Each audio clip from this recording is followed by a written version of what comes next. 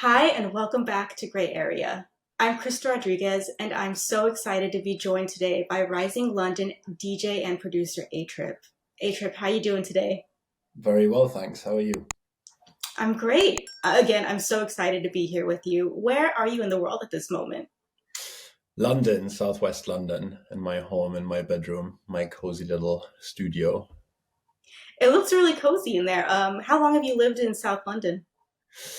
Oof, it's been a while. I've been here for, I think after summer it's going to be 16 years. Because I'm German Polish. I'm actually from the UK, but I've lived here forever. So yeah, it's coming up to 16 years now. Okay, so it's safe to say that you know the area pretty well, yeah. Definitely. Yeah, yeah. If someone like me were to visit your hood for the first time, where's the one place you would take them to get a sense of where you live? Um, that depends, you see. I mean, like London is obviously massive, and there's many different things to experience. If someone was to come to my neighborhood, I think I would take them to Richmond Park to walk my dog with me because that's my reality in this city most of the time. You know, it's a very green part of London. It's very rural, very kind of quiet, very nature bound. So if you were to come down my area, that's probably what we would do. No matter the weather, though. So bring the wellies. Fair enough. So it seems like nature is kind of your natural habitat. I mean, I see you have a plant right there. Yeah, yeah, no, I live in between a lot of plants here. I've got another bunch like literally sat on my monitors on both sides. So it's like a sound engineer's nightmare. But yeah, it's to me it's really important. I think or I grew up in Germany. I come from the like deep Bavaria in the mountains, you know, so I grew up on fields and mountains as a kid and then kind of always carried that with me, especially because yeah, as I said, I think where we moved here in London, it's very green as well. So it's just quite it's a level of like peace and quiet that is very important to me, especially when you live in a city like this. You know, it's such an amazing place to grow up and to live, but it's also a lot. So nature offers that kind of, I think, peace that a lot of environments in this city don't, you know. So I can totally understand that. So, like you said, you're Polish German. You were born in Poland, but you moved to German. You moved to Munich, if I remember correctly, fairly early in your life, that's deep into the countryside. I mean, I heard that you grew up with a lot of like animals, like sheep, cows, pigs. Maybe were they your actual like farm animals, or were they just animals kind of just hanging around your home? no, the latter. Yeah, yeah. It was more that, you know, you kind of to get to school and to get to football training, you'd have to cross farmers' kind of properties and stuff. So it was the kind of animals and like scents mostly. Like this is the one thing that I always notice is like every time I go, you know, you drive, you know, when you drive your car through like the countryside and you have the windows down and suddenly you can smell like cows. Like those kinds of scents for me is what always reminds me of just like the childhood and you know the kind of things that you witness as a kid. You know, I think your perception changes, but I think those very basic things like the sense of smell are so powerful when you're a kid, and like that's what always reminds me of that area. So it's more that my, you know, my family was never, funnily enough, my grandparents in Poland, they own a farm and we have chickens and the neighbors have pigs, and so there's that connection on my Polish side for sure, which still is there today, but no bigger kind of cattle, no cows, no nothing of that sort. My hometown is the nickname is actually Dairy Valley, and when it rains, especially, is when you can really get Yeah, that whiff of cow, as I like to call it. Um, yeah. but speaking of nostalgia, what role did music play in your early life? Um, an interesting one because my family is very unmusical. Like all the time you hear stories of artists. Like my dad was part of a band, and my mum was this. My like it wasn't like that at all for me. So for me, it was always something that my earliest memories of music is like going to football games, like, well, as you guys would call it, soccer games with my dad in Germany. We would get in the car and drive to the stadium, and then he would put on whatever music he was listening to, and we'd always talk about the music. That's like my earliest memories with it. And then me kind of just, as you do as a kid, you just, I think, develop fascination for things without any particular reason. There's just that unspoken kind of just affinity that you have towards certain things as a child. And so I would beg him to like for him to borrow me those CDs that he would play. I remember it was like wild mix of things. It was two Prodigy albums, and then it was like a random like G Unit compilation of like 50 Cent and Eminem and all of that kind of stuff. So it was a wild mix of things. And then my uncle was the one put on the Polish side that introduced me to more kind of current electronic stuff, which at the time, especially in Eastern Europe, was a lot of like hardcore, a lot of like hard style trance, that kind of stuff. So I would go to Poland and he would kind of send me all of that stuff, early Tiesto kind of stuff as well. And that was just kind of the kind of early connection to it. And I would spend a lot of time just listening to music on my own. I think that's even as a young kid, being whatever 6 years old, I would want to have the CDs in my room and play them on my player, and I would just sit there and listen. And I think again, it's something that is hard to describe why that was. It's one of these things that you just as a kid pick up and never let go. Car rides and car rides with dads, especially. We'll get to that a little later.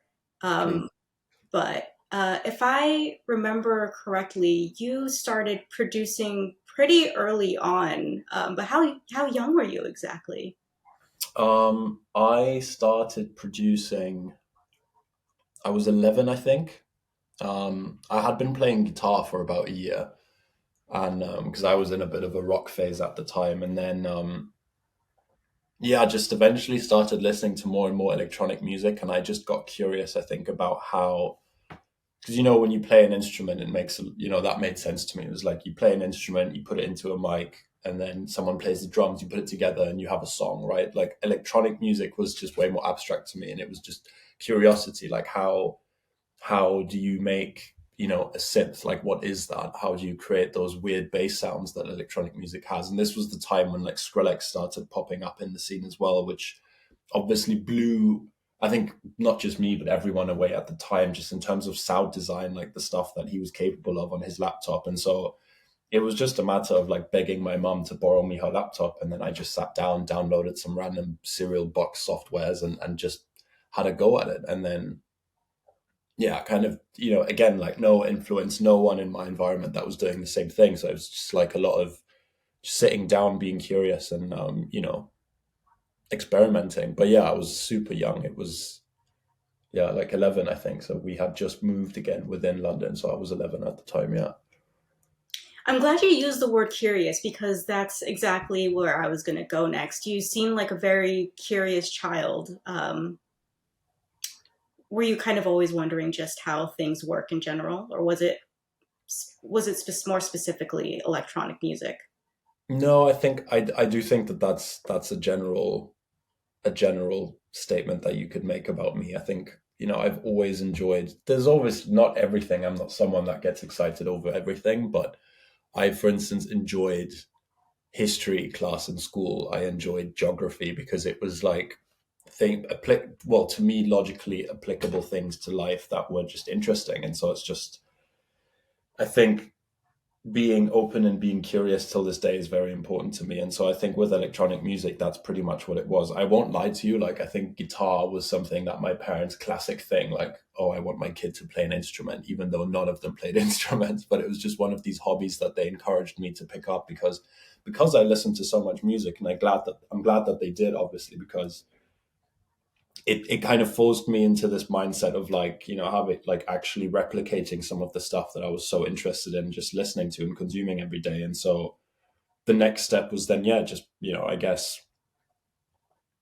feeding on that curiosity that is probably at the same time the biggest one of my life. I think without having someone that sits you down all the time and teaching you out of your own free will to just indulge in something that no one around you is doing, I guess requires a pretty special level of just curiosity and just passion for it as well. And so there aren't many things that I would compare that to in my life. And I would say that producing music, whether it's electronic music or anything else, is probably the one when it comes to that. But yeah, I think it's a mix of both.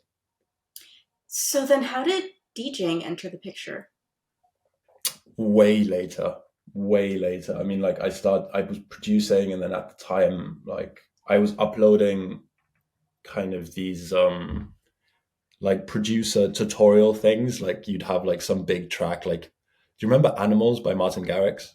Oh yeah. Yeah, yeah. So like this was like the time that when I started getting to a level where I was like confident enough to like put my stuff on SoundCloud. That was that time, and which would have been what, like 2014, maybe 2013, around that time. And like, so I started putting my stuff on YouTube and on SoundCloud, and then started slowly building a profile on there, and then eventually got good enough to like confident enough to go and reach out to some labels, and then you start having your first little kind of single releases with record labels, some American, a lot of European labels, and then I kind of switched sonically and went more into the, because yeah, at the time it was a lot of like progressive house, very European kind of progressive house sound. Um, Avicii was like my idol at the time, like my biggest hero. And then slowly kind of went more into like heavier kind of things, more dubstep, more like bass house, more drum and bass. And that's when I started releasing with like slightly bigger labels. Like I released with Mad Decent at the time, Diplo's label. I released with Insomniac, obviously massive label group in the States. And that's kind of what then got me on the radar of, I guess, like clubs and promoters and people that were more interested. As soon as the music started getting some traction and it started getting supported by other, kind of like bigger DJs in the sound and the scene that I was operating in, that's when all of that picked up very quickly. I had done like very basic DJing when I was still at school, like you DJ like your friends, like school house party or like a school disco or whatever. I did do that, but very little, just because I realized very quickly that, if you're solely DJing, I see that as a complete art of its own. That's like being a good DJ has nothing to do with being a good producer and vice versa. And they're two arts that are completely separate. And like, DJing like house parties and stuff was like you realize that you will have to play ABBA and you will have to play then like Kanye, and then you might have to play some techno because like you're at a party and all your friends are there and you want to play something for everyone. And as much as that is fun being at the party, for me in terms of DJing and performing, that's obviously not what I wanted to do. I wanted to like curate the sounds that I was excited about, which is really selfish, but also okay, like you don't have to be the DJ that stands in the local bar and just, pleases crowds and reads the room. And so for me, I chose very early on to just wait with it until I get the opportunity to play my own music. And then it was like, again, just releasing stuff until we got to the point with, my manager at the time and just my team where we had people reach out to us. Because I think in general, that's always a good position to be in. I think you can do a lot before you reach out to people and ask people to do something for you. It's like, just release your music. And so we did that, stuck to our guns. And eventually, yeah, those gigs started coming in. And that's when I had to take like a massive leap in my head of like making music in my room and suddenly making music for like an environment that I could DJ in and incorporate my music in DJ sets and learning how to DJ even and learning how to read a room. And it was a brutal learning curve because I would say that like my music was way ahead of my DJing and my ability to just stand in front of a crowd and also be comfortable with it, and I really struggled. I remember I really struggled at the time because I managed to very early on get on like a relatively good booking agency here in Europe as well. And, they were able to immediately just place me on pretty big stages with big festivals. And it was a lot, it was really intense. But yeah, that was kind of the starting point. So it always came secondary to me, always. Just because, like I said, I learned very quickly that I want to be able to perform my music and the stuff that I like versus, having to jump into a random person's wedding and just sussing out how older people here, what would they like to listen to. That's not for me. So DJing for me is probably more a means of curating and my own sound and my own music versus being a DJ as an in and of its own, you know?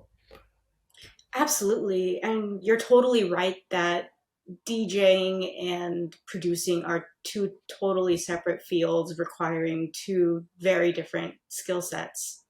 Yeah, Um, they help each other. I think they obviously there's a lot of connections, and I think being, for instance, a producer that is capable of a lot of different things will also allow you to understand how music kind of like performs when you deliver it as a DJ. If you are familiar with many different styles of production, and therefore your understanding of tempo and whatever, that can help your DJing. But also the other way around. For instance, if you're a brilliant DJ, going back into the studio producing for the first time, you might not have the tools, but your arrangement, for instance, to make an electronic track that feels right in terms of energy balance and levels as it progresses will be way ahead of someone like me, for instance, who started in the studio. So they help each other always, but they're not mutually exclusive. so, was there a moment where you decided that this was something that you wanted to pursue professionally? Definitely. I had basically, so I finished school. That was around the time when I was starting to make heavier kind of bass music. And then I went to university here in London, did that for 3 years. And while I was here at uni, that was when I was kind of, I guess, like in terms of my production skill, at a point where I was like, okay, I want to try and build this and just see what happens, just as a side thing, next to uni, as a passion, as a hobby. And built that up to the point where when I finished university in my final year, I had the full summer kind of packed out with festival shows.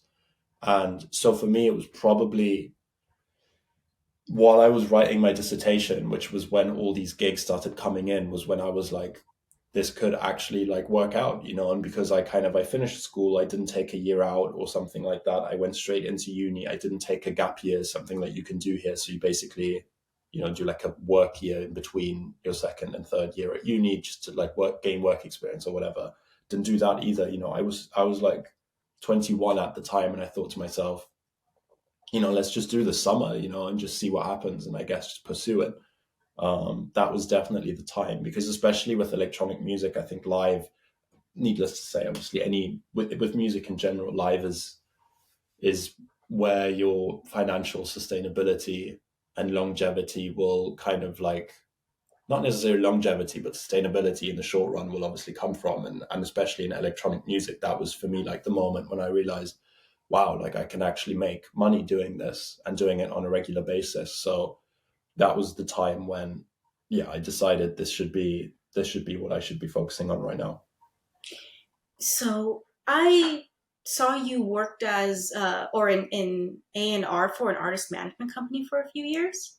Yeah, that was while I was at university. So when I finished school, it was like I already knew that I wanted to pursue music, but it was way too soon to make that decision. And because there was so many things that I still needed to learn and do. And so it was like, and I also wanted to go to uni. Like I really wanted to indulge in like higher academia and just go down that path as well. And so I then kind of ended up in the situation where I was like, okay, what do I, just very practically, like what am I going to study then, and then I was thinking of going, for like a music kind of music degree, music production, something in that direction.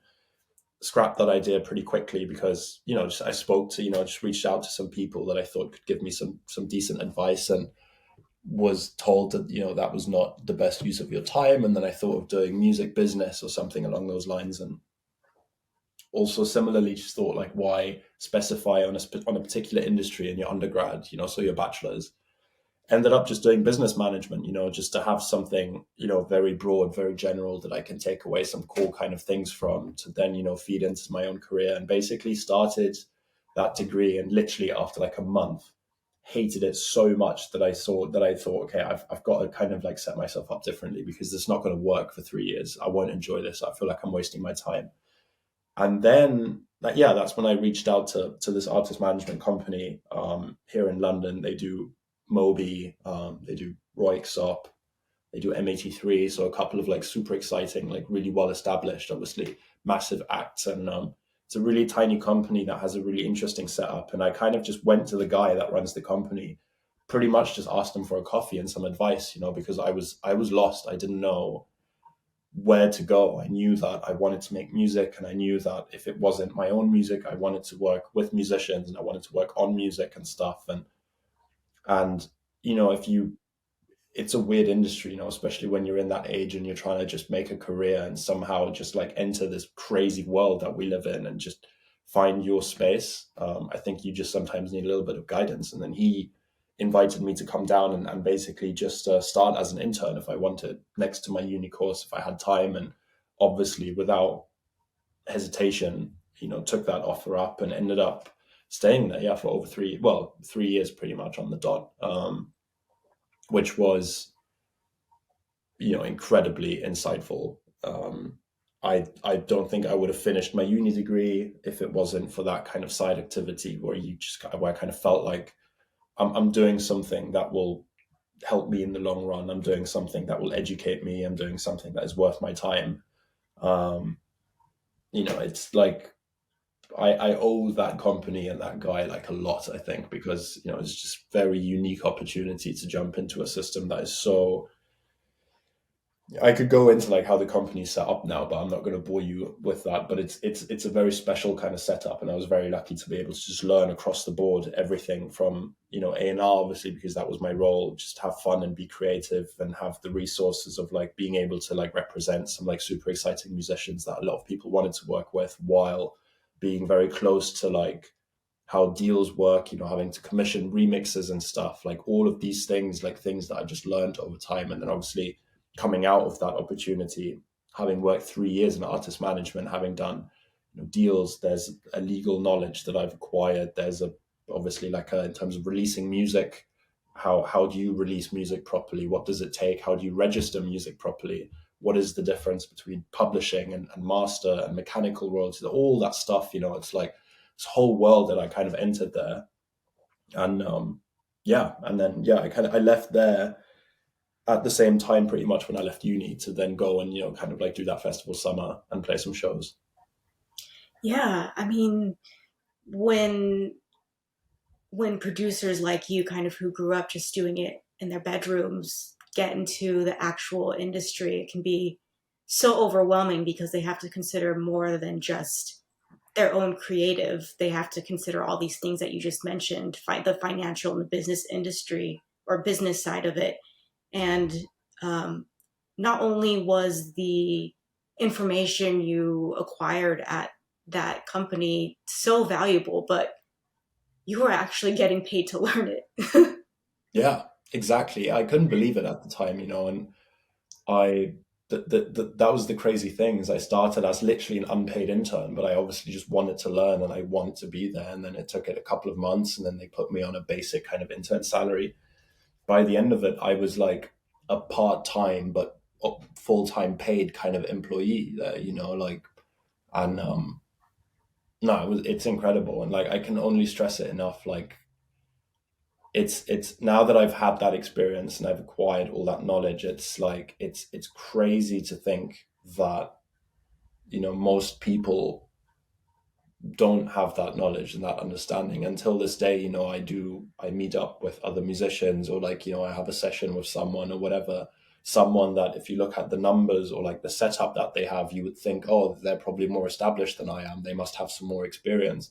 You have conversations with people, I think it's crazy how often that's not the case. And and I say this to everyone, like it's people have to understand that it's like, sure, our currency is art, is music, but it's a business, it's a currency at the end of the day. And so if you want to protect yourself and like set yourself up in a way that you can actually go and like chase this dream that you're chasing, because that's what we do as musicians, it's like it's so important to understand what you're working with and to operate this crazy kind of shark pit as it is sometimes, unfortunately. And again, like I don't think it has to be as frustrating and as worrying and as like scary as it might be to some people, just because it's an industry that, you know, you can very well operate in if you understand how it works. And it's a self-protective mechanism, but for me also it's just really key to like also, you know, I'm a very kind of rational person, and I always like having plans. Like I'm not very, I like knowing where I'm going, and I've always been like this, very kind of trying to be objective with my everyday process, and there's supposed to be like a structure to things. And so I need it, and I don't know how else I would do it, because again, it can be very overwhelming. And I think anyone that has that opportunity, and these opportunities are out there everywhere, you know, it's like, again, I started off completely unpaid, and that's obviously like a privilege that I have. Like I was able to stay with my parents at the time while I was at uni, and so I didn't need the financial part in the beginning, the financial kind of like support that the job would have offered. But anyone that can do it, I can only recommend it. So you essentially worked in business, but you decided very early on in uni that business management was not for you. What did you ultimately end up studying? I did finish that degree. I did international business management. I finished it. You stuck it out. Yeah, yeah, I did. I did because, you know, it was at a fairly, you know, well, good university here in London, and like I, again, I kind of heard out the people that I kind of looked up to at the time, you know, the people that were closest to me in terms of advice, and it did make sense. And you know, I did, as I said, I did want a degree, and it did kind of make sense at the end of the day. You know, for me, the music, like working in that arts management company, was the bridge for me, because that is when I understood there's the fun part of me sitting in the studio, and then there's the really boring part of like reading some book on like some accounting theory from the 70s. And for me, the reason why I struggled so much in the beginning was because I didn't see the connection. And that artist management company taught me the middle ground between those two, and why it's so important to know both. And so, don't get me wrong, it definitely didn't get more exciting, but like it definitely got more, you know, I guess like reasonable. And I understood why it's important. And so yeah, I stuck out 3 years of accounting and business theories, and yeah, it's but you know, it again, I it's knowledge that, you know, no one can take away from you, and I think knowledge is good always. And you know, it's a time that also I really wanted. I think uni can be so much fun, and it also, the other thing you have to bear in mind is that it kind of buys, for me, I felt like it was buying me time, you know, because I knew that I wanted to do music after. So it was like, I've got an excuse to focus on this for 3 years now, do my music on the side, and I won't need to take a job, or like, you know, kind of like, it was like an excuse. It was, I was buying myself time. That's how I saw it at the time, which is terrible. But now looking back, it was worth doing. It was worth doing. Absolutely. So getting back to the creative side of your music, the music that you made in the first few years of your career is quite different from what you make now. What were you going for in terms of your sound and vision? Um, you mean now, like after I've changed? No, at the very beginning. We'll get to what you're making now. Honestly, I, again, just like randomly, I just loved dubstep. You know, I just really loved heavy electronic music. That started because of my lack of understanding how that was like possible to make, and how that was possible to make.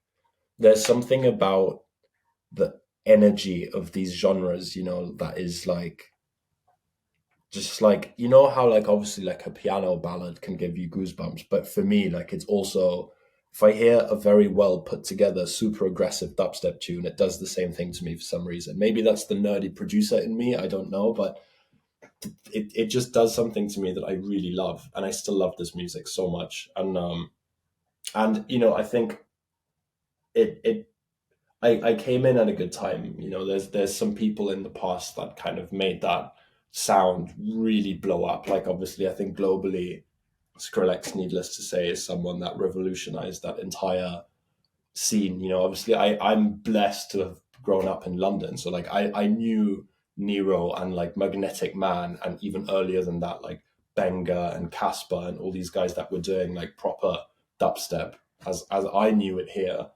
And yeah, it was just like I liked how underground it was. I also liked that no one liked it around me, you know. I liked that it was like obscure. I liked that a lot of people didn't understand it. And I liked that I didn't know why I loved it either, you know. It was like this like weird love, and then yeah, and then I just obviously then naturally you kind of obviously you're drawn to what you love, and then I started just making the same stuff. And yeah, I took it I took it from this heritage that I have here in this UK underground scene, to this more like European, bigger kind of like stage that I was operating in, and I think that's what worked quite well. Is like those parallels between UK heritage of underground electronic UK music. There's a few guys that like, do you know Joyride, for instance? I do. Like Joyride is like, I remember he was obviously fairly recently, but like he did exactly what I was trying to do. He was just way better than me and better than anyone at it. I think he took this like heritage of like, obviously he's obviously older than me too. I think he's got much closer proximity and much more personal history with that kind of influence that he addresses in his music than I ever had. Because he's a different generation, but he did exactly that. He took these sounds that, like, if you live in the UK, you kind of grow up with those jungle garage kind of like laser sounds, those basic things, those like Jamaican vocal hooks that people have over their jungle records. Like, he took them, produced this kind of old influence in a way that is obviously just ridiculously good, and suddenly everyone was all over it. And I think that is what was always interesting to me with him. And he overtook me obviously within a year, but that's kind of the lane that I was trying to go in. Like, I was like, I have this massive pool of incredible music here in my backyard. People in Germany, in Holland, whatever, have no idea what this is. Let me just feed it to them. So again, a mix between, obviously the global kind of like scale of moving in that direction at the time, but then also just my excitement about that development, because there was so much that I recognized, from the stuff that I kind of grew up with here from my house parties. So, as you mentioned early in our conversation, you had very early career releases on prominent labels like Jazz's Bite This, Dim Mak, um, Insomniacs in Rotation, and Crewcast.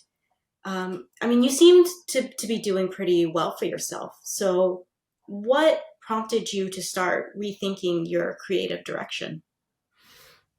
Um, I think in a more general way, one thing that I experienced in, especially in my first year, like on the road and like meeting the people that I was making music for and with, and kind of just being out and about. And what I learned quite quickly is that, as a kid that has always loved making and listening to all sorts of kind of music, it's a scene that is very, very, how should I put this? Like, people are very religiously one thing, and there isn't a lot of openness to kind of like people experimenting. There's not a lot of openness towards, making bass house when you're a dubstep DJ, or, playing dubstep in your bass house sets when you're a bass house producer, whatever that even means.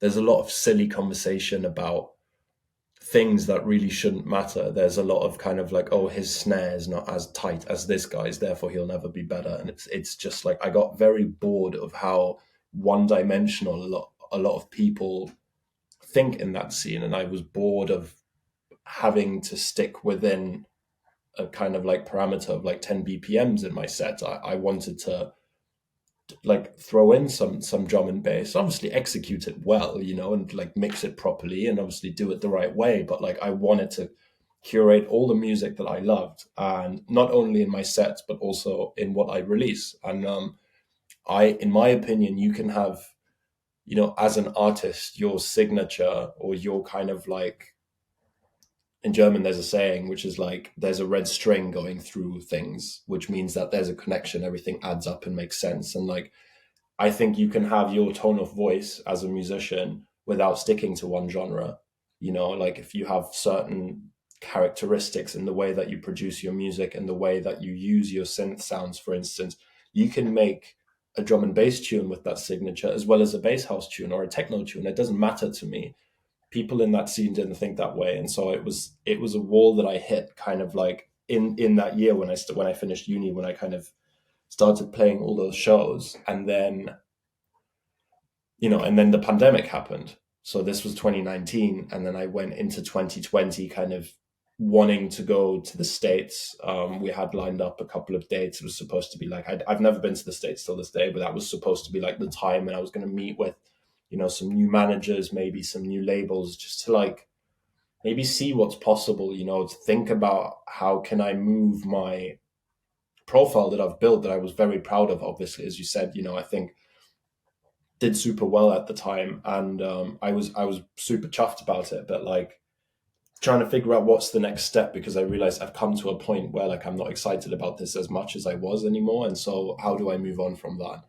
And yeah, but then again, like, pandemic happened, and that obviously changed everything, because there was at the time, you might be releasing with a good label, but that won't make you a lot of money on streams, for starters, because you've given up your master, but also just because it's not the kind of music that does well on streaming. It's not DSP friendly music. It's music that lives in live, and so in DJ sets, and so obviously all of that died. And at the time, no one knew how long that was going to last. No one knew anything. But what I knew is that like I now have the time and the freedom to sit down and just lock myself in my room, and without any distraction, just make music.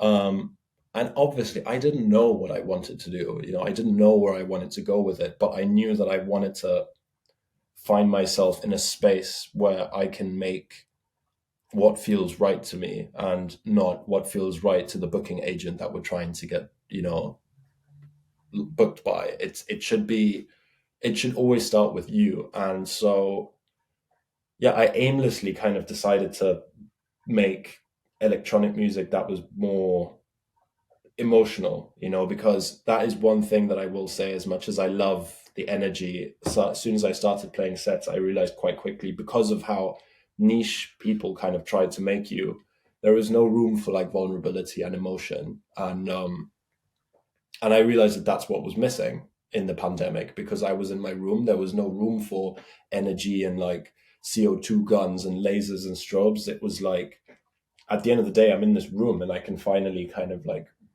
breathe and be honest about the music that I make in my room. I don't have to think about the context anymore, because there is no context. It's just me in my room, and there is no prospect of me DJing ever again. I don't know when that will be. So, and that's when like emotion just started playing a much bigger part in what I wanted to do and the music that I was making. And then I again just worked with loads of people.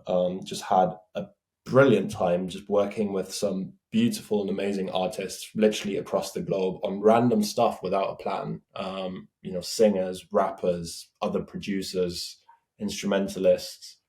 And I literally just approached people telling them like, look, I don't know what I want to do, where this is going, but I really love what you do, and I just want to make some music. And luckily loads of people wanted to join me in that journey, and then from that process of just doing whatever I wanted to do, slowly kind of came out of the pandemic with a better idea of like how to channel this kind of experience of finally indulging in melodics and in aura and in kind of color in music in a vulnerable way, while making club music, because I want to make electronic music. That's what I am, an electronic artist, right? But I think that middle ground is what kind of out of this pandemic for me was the kind of lesson that I learned. It's like I want to find a balance between being able to do both. And so yeah, then kind of early last year just kicked it all off again, after having had that clarity throughout the process. And yeah, that's how I came out of it. Exactly. So you released your song for Emer. Sorry, my German is a little rusty. In February 2022, Yeah. which marked the beginning of this new chapter of yours. Tell me about the making of that track and I guess, the mood, the story you're pushing through. Um, you know, again, like very, the track came together as many of the tracks did at the time, just very, in a very unbiased, unfiltered way. I was listening to a lot of garage at the time, so I wanted to make a garage tune, and then it was like, how do I, and then I made a lot of like ambient kind of like soundscapes, and I made a lot of texture kind of sounds that were very, drumless. And then, I went, why don't we just put the two together? Find a little vocal sample that is short yet powerful, and then melodically, I mean, and then yeah, I kind of put it together. I remember struggling with the tempo because it felt very slow. So I picked it up to like 140, and then I took out some drums and kind of found that balance for it eventually. And then I thought, at that point, I had kind of like 8 to like 12 probably tracks that were like ready to go. I was like, this is representative of the sound that I want to pursue now.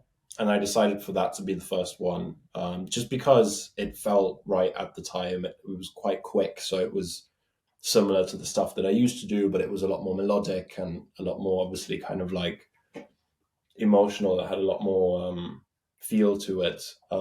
Yeah, and then I thought, okay, what's the aim with this project? The aim is to be able to make music forever that doesn't really last with any trends, and so I called it for immer, German for forever, um, because trends obviously come and go, but I think ideally you want to make music that is true to you and that will always last forever. And so yeah, I picked it up with that one. Didn't overthink it much really. We just wanted to get going, and so yeah, been releasing music pretty much every 4 weeks since. Yeah. How would you generally describe the music that you make now? Because I know you're not a fan of using genre labels, so feel free to get as abstract as you'd like. Yeah. So it's a yeah, really difficult question because again, it's like genres. It's hard to like put it into a box, I think, which is great, but it also makes it difficult to talk about, of course.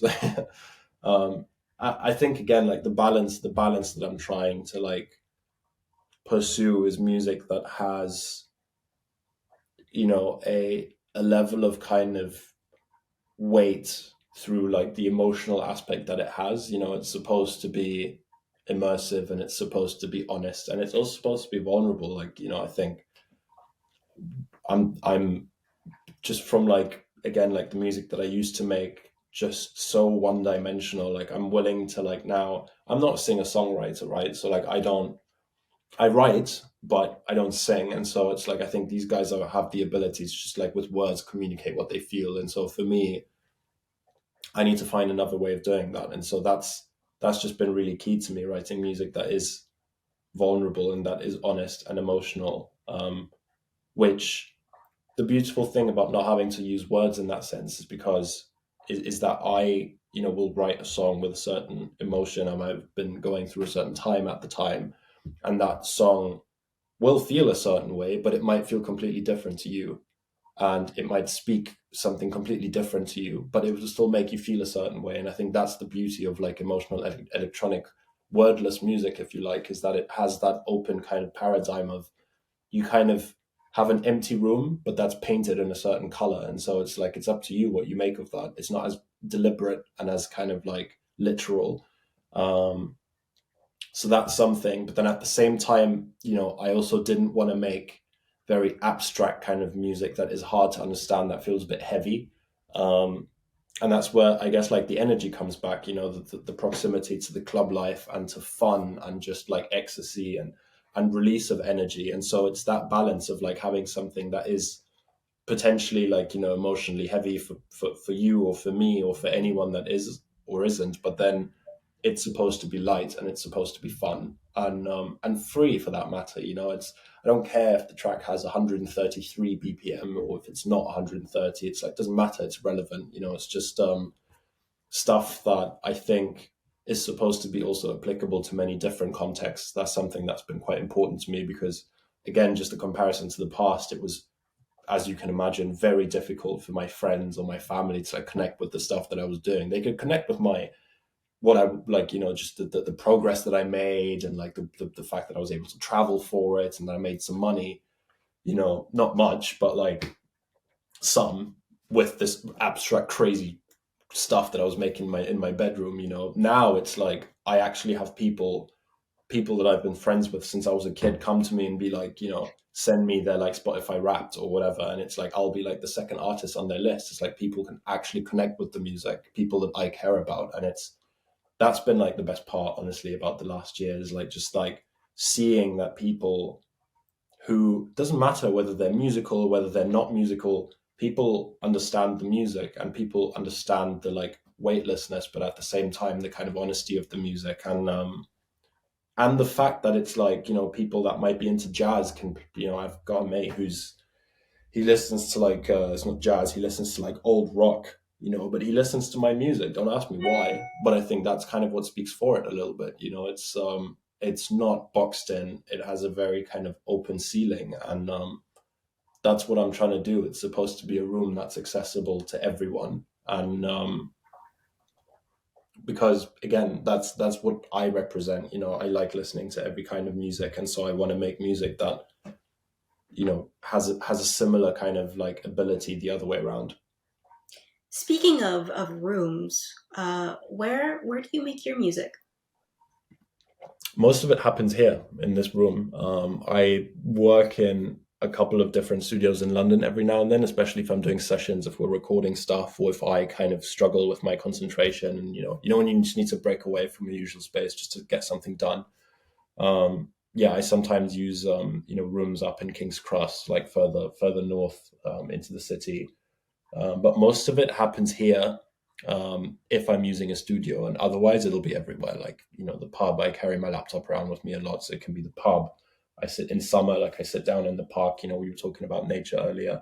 It's a great thing about having a laptop. I used to work on this massive desktop thing, which was, very, again, just it kind of made you stay in the same space. Now it's like I have this laptop since first year of the pandemic, I believe it was. And now it's like, yeah, I can bring it everywhere. I can record everywhere. Um, I'm very easy with that stuff. I mentioned my grandparents' farm, take it there, sit down somewhere in the grass and just make some music. I think it's really interesting what comes of it there. Not having your monitors or the ability to mix something properly is great, because it means that, you know, something might happen that you might not have anticipated before. And then you might have some chickens in the background of your song, but that's where you were at the time, and that's what makes a track real and a song real. And so, yeah, if it's not this room or any other studio, it's pretty much everywhere. I love the diversity of your environments, but I look at your room especially, and I immediately think of coziness and intimacy, and I feel like both of those qualities are really mirrored in your music. It just looks like such a cozy space. Yeah, yeah, yeah, yeah. It is very important to me. It's like, um, also just like in a weird way, like on a more personal level and a more universal level, like also just such a symptom of the pandemic for me. Like, but I feel like for a lot of people, just like that kind of, because we were forced to like spend so much time in an environment that we might not have wanted to spend it in. Like we wanted to go out and do this and do that as we usually did. My understanding of like what my space is suddenly became, it changed so much. Like, I suddenly started, painting my walls. I put up all the stuff on my wall, graffitied it all over. I spent way more money than I should have on like pillows, like some, mid 40s mom. It's just, I don't know, like these things have become very important to me, because I think, again, like everywhere you are, like it has, every place, every environment has a kind of energy, same as people have energies and stuff. And so it's, how do you replicate that? And so I think it's about not getting too comfortable, because that has downsides too. And that's what I mean. It's like, just take your laptop to the park and just see what happens. And because again, the park has a certain energy. See what see what it does to you. Bring the laptop and just let it flow into your software and into your creative process. And I think it's important to find a balance there. But yeah, it's very close to like the music is very close to my environment, and that can be broad, it can be versatile, but again, that's a kind of honesty that is really important to me in my music, and it's just been very freeing, as you can imagine. It kind of, now that I'm talking about it, I'm realizing that like a lot of the stuff that I'm doing is almost active steps to like work as freely as possible, as opposed to how it was in the past, which has been great. I love that for you. So at the beginning of our conversation, you talked about kind of these formative experiences of driving around with your dad and listening to music and how that served a purpose in your early life. I I can see how for producers and DJs, the club is obviously the testing grounds for a new track. But I saw your recent Instagram video where you're listening back to the work in progress, now known as "What If," in your Yeah. car. Yeah. So, what does a car ride reveal to you about a track that a club might not? Pooh. You know what? Way more things than you'd think. I think, like, again, from a very technical point of view, I just use it as, in the process of making a song, I would have made a minute, for instance, and I will just whack it on some random other speaker in the house or in my car, just to see what it sounds like. I think there is the problem with like studio gear, like professional kind of like studio monitors or good studio headphones, is that they are so surgical that they kind of tell you a very specific way of like how everything sounds, and it's great, but that's not how people consume music. People consume music in their car or on their iPhone speaker, or like, on whatever Bluetooth speaker they take to, a house party, whatever. So I think for me it's really important to like expose myself to, an environment that is closer to what the reality is, and that is technical reason, but also something that you can't quite describe. It's like, I think when you make music, you tend to fall into this thing of like, oh, can I tweak it more? Can I tweak it here? So I've been trying to be quite conscious about exposing myself to it, almost like from a third person point of view, as early as possible in the track, because usually like songs come together with two, three elements. It's like one melody or one sound that you make, and everything comes around that. Everything else happens around that one element that kind of carries a song, and that can be an instrument, that can be, like I said, a melody, or like a vocal sample, or a piano sample, or a drum, whatever it is. But like, I think taking the music into environments like my car helps me distance myself from it a little bit, and almost like giving it a new light. And sometimes it tells me things that I would have never figured out in the studio. Um, does this go under? Is it too, how is the arrangement? Does it make sense when you listen to it front to back? Is there a place where the energy drops for some reason? It's like, the further you can distance yourself from your kind of surgical process of sitting in the studio and making stuff, the better. Because, and then just switch it up, come back, go in the car, then whack it on the speaker in the kitchen, then listen to it on your phone speakers, listen to it on the bus when you're on your way somewhere, when you're rushing, listen to it when you sit down in the dark and really focus on it. Every environment will tell you something else about the song, and there will be a point in which, you're like 50, 60% into the creation of your song, when you will realize that this does exactly what it needs to do in every environment. And that's the point at which you go, I'm not going to change any core ideas here, I'm just going to finish it up with the way it is, and then commit to this idea, because it's the way it is now. So very multidimensional, but very important. So, you've been at this new direction for a little over a year now.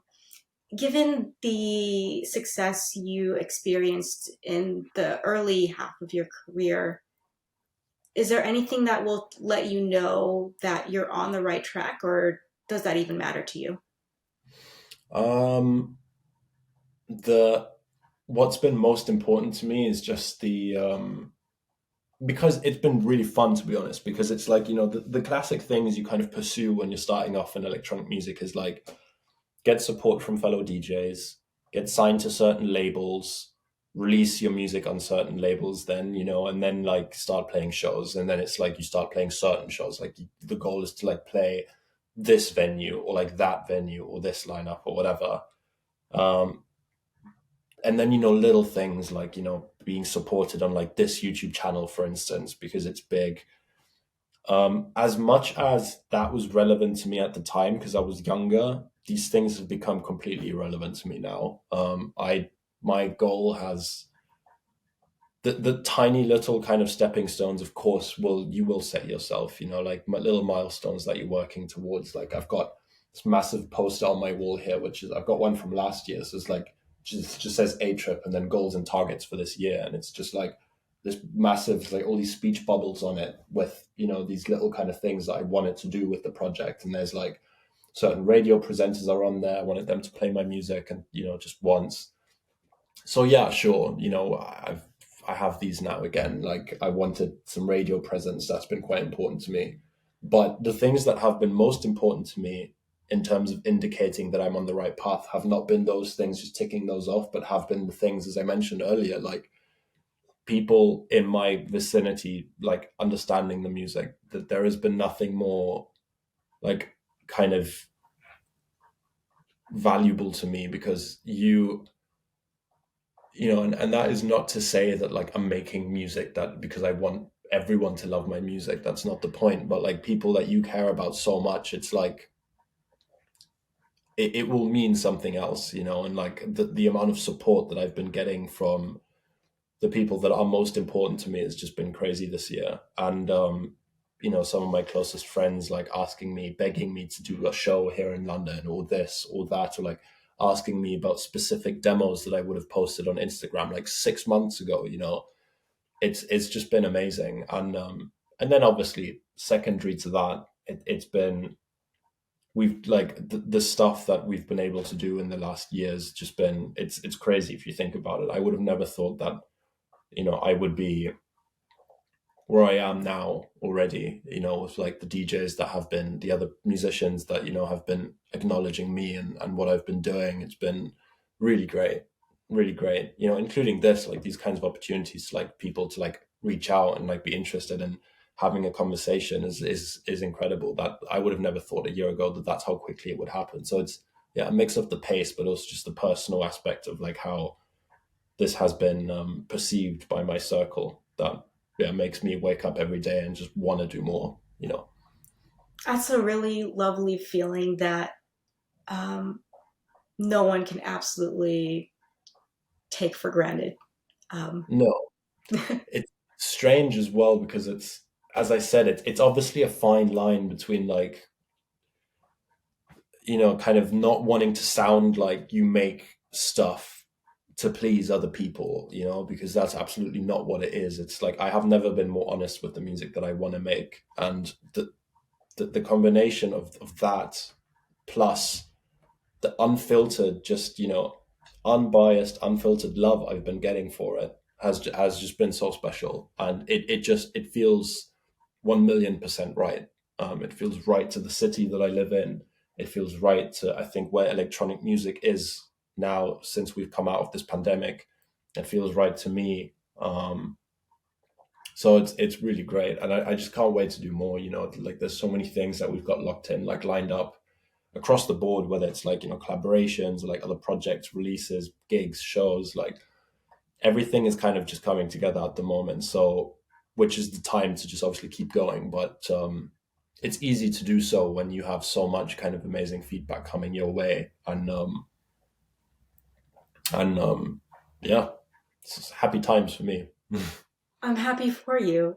So that seems like a good note to end the interview portion of our time with ATRIP about his life and career. Now we head into our speed round where we get to know our subject on a lighter level. ATRIP, are you ready? I think so. All right, okay. First question. You have a plane ticket for anywhere in the world. Where do you go? Tokyo. Oh, okay, That why? was the question.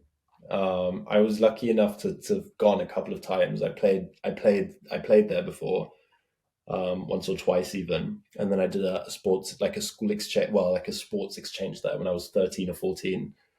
Japan is like the best place in the world. It's incredible. Okay, noted for if I ever take a vacation. Tokyo will be the Please, first place I check out. please, can only uh, recommend. Club or festival? Uh, to play or to go? Whichever. I'm gonna say festival because I'm suffering under the winter blues at the moment, and I like the idea of a sunny festival day. I can agree. So, what's one meal that you're really good at cooking? Oh God.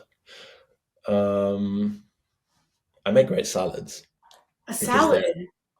yeah, any kind of salad. I'm very good at making salads because they're easy, they make you feel good, they're light. So if you want a good salad, I'm the person to talk to.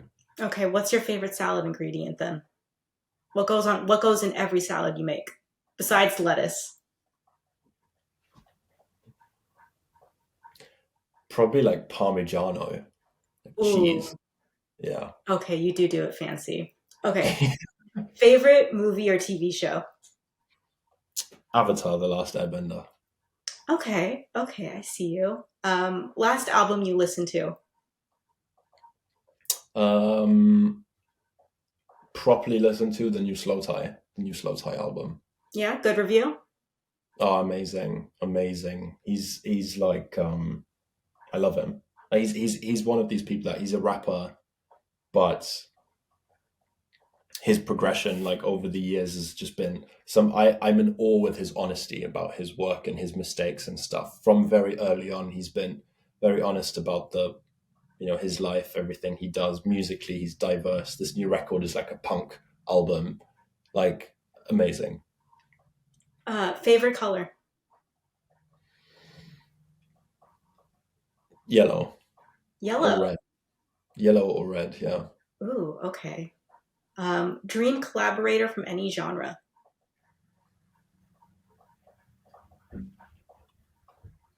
Can be dead or alive. You got to bring them back.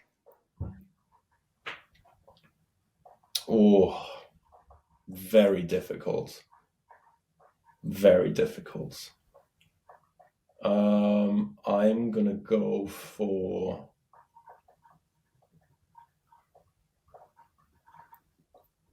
maybe Banksy. Ooh, okay. Maybe Banksy, yeah. That's a choice. Why Banksy? Um, I mean, many obvious reasons, like the fact that that would probably be the coolest thing for any musician to ever do, but but also just the kind of the how unattainable that is, you know. Like, did you see Stormzy's Glastonbury performance from a couple of years ago when he performed with the he had Banksy designed like a bulletproof vest for him that he performed in. Hmm. It was just incredible. Like he, especially here in this country, like obviously everyone like knows Banksy. Like everyone, there's a couple of streets in London that you go down. There's like little Banksies. Like people know them. Everyone knows it's a Banksy. Like he's such an iconic figure in art and in society because of the kind of like obviously critical tone that a lot of his art has. That would be surreal. My dream has always been to transcend music as well with like the art in the far future that I want to do. So like someone that works in like Quentin Tarantino. Imagine I found a way to collaborate with Quentin Tarantino. That would be unbelievable. You know, again, seems unattainable, but that would be cool. I feel like you'd find a way to figure it out. You seem like a man with a plan. Yes, I want to be there because then someone will be quicker than me. But yes, If you were an animal, what would you be? I would probably be people. I've been told that I'm like a giraffe because I'm quite tall. I'm really nice. I'm calm. Apparently, I make salads. I know that they eat leaves. So that works as well, I guess. Maybe a Okay, giraffe. I can see that working for you. Yeah. And you like yellow. Well, true, true. He's halfway there. I see you have a lot of fashion posters or cutouts on your wall. Who's your favorite fashion designer at the moment?